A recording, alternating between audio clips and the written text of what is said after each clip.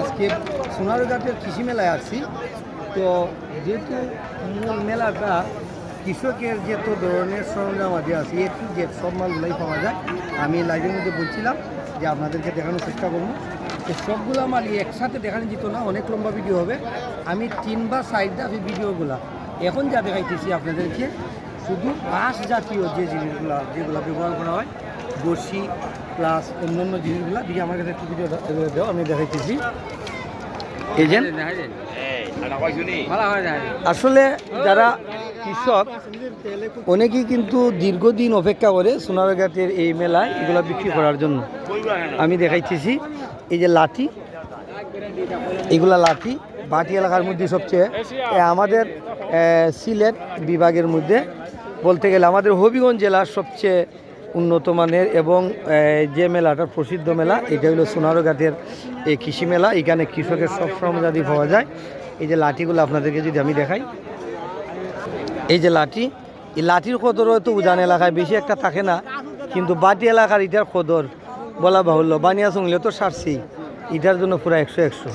এই যে লাঠিগুলা সামনে আরও দেখাই, এই যে এইগুলা হচ্ছে জালি বেতের লাঠি এবং বাঁশের লাঠিও আছে। এই যে এগুলা খুবই ফুক্তা বাঁশ এবং এগুলা খুব ফুক্তা বাঁশ। আর এগুলা আগুনের মাধ্যমে এগুলার কী করা হয়, আমি যারা বিক্রি করে তাদের কাছ থেকে জানি কেমন বেচা বিক্রি হইতেছে, ভালো বেচা বিক্রি হইতেছে না। আর অত্যাধিক গরমের মধ্যে আজকে আসলে মেলা শুরু, এর মধ্যে বৃষ্টি হওয়াতে এইটা আসলে অনেক উপকার হয়েছে। এতে দেখার লোক এবং কেনার লোকও বেশি। সামন একটু দেখাই, এই যে বাঁশের লাঠি, এই যে এগুলা সবগুলাই লাঠি আর বাঁশের। এই যে এগুলা সটি জাল পাওয়ার জন্য, এই পুরাটাই কিন্তু লাঠি এবং সটি প্লাস কৃষকের যারা ধান নেয় মই আছে, আপনাদেরকে আমি দেখাই। এই যে মই আছে, এই যে মই, এই যে মই, এই যে মই গ্রামের ঐতিহ্য।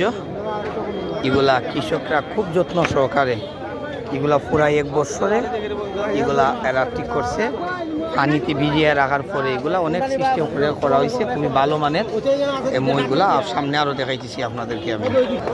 যারা মাছ শিকার করেন, এই যে বড়শি অলরেডি সাধারণভাবে একটা বড়শি লাগানো হয়েছে ওই যে সুতির মাধ্যমে, খুব সুন্দর।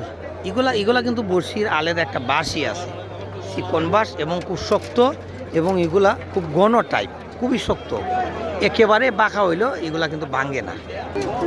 এই যে কুসা অনেকে হয়তো চিনি না, এগুলা কিন্তু এগুলা বানানি যেমন কষ্ট। এই যে নিচে যেগুলা দেখতেছেন লোহার যে শুলগুলা লাগানো হয়েছে, এগুলা খুবই সূক্ষ্ম এবং এগুলা বানাইতে অনেক কষ্ট হয়। এগুলার যথেষ্ট মজুরি, একটা মজুরি অনুপাতে। এটার দাম কত করে, কত চাইতেছেন এটার দাম? 550 টাকা দিচ্ছে। ওনাদের মজুরি অনুপাতে যদি বলা যায় তাহলে 550 টাকা কম। এটা একটা বানাইতে অনেক সময় লাগে এবং খুবই পাখনা বাঁশের মাধ্যমে, বাঁশের ছোটো ছোটোর মাধ্যমে কিন্তু এগুলা করা হয়। আমাদের এখানে এটার নাম হলো কুসা, মাছ মারার ছাই এবং হাত পাকা।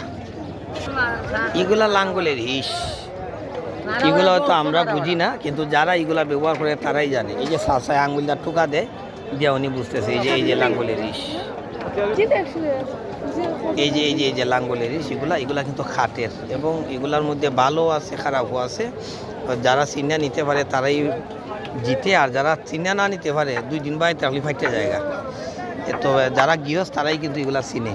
এর মধ্যে আরও ফাইতেছে, আমরা দেখতেছি এই যে গাইল দেখছেন, এগুলা খাটের গাইল।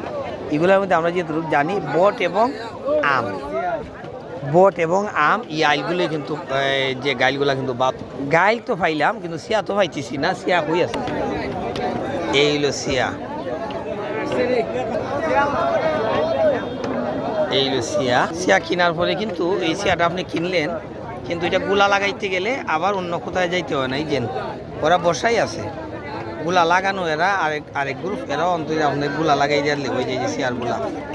এই যে বাংলার ঐতিহ্য লাঙ্গল,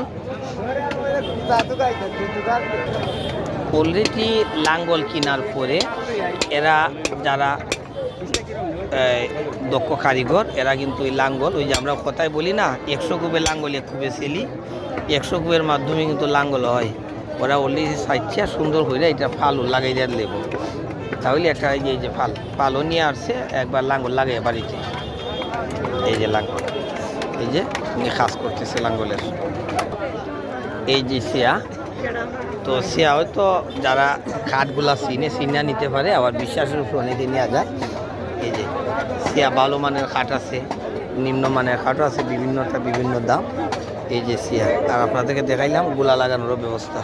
কিছু পণ্যর মধ্যে এইগুলো খামার ভর্তি, এইদিকে আপনার বিভিন্ন ধরনের জুটিয়া সহ বিভিন্ন কৃষি সরঞ্জাম আদি এখানে কিন্তু পাওয়া যায়।